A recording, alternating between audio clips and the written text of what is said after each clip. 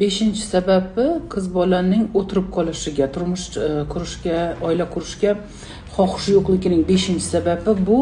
Agarda endi rus tilida puritanskoye воспитание deb aytiladi.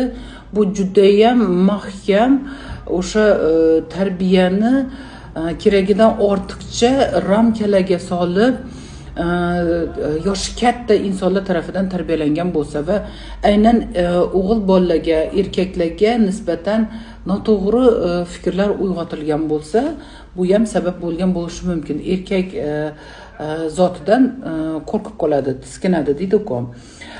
Yoki o'zi kichikligida erkak kishi tarafidan zo'rlangan bo'lsa va bu chiqmagan, ichida qolib ketgan, aytilmagan, yopilgan, odatda bizning mentalitetimiz buni doston qilib aytib o'tirmaydi-ku, скрывается.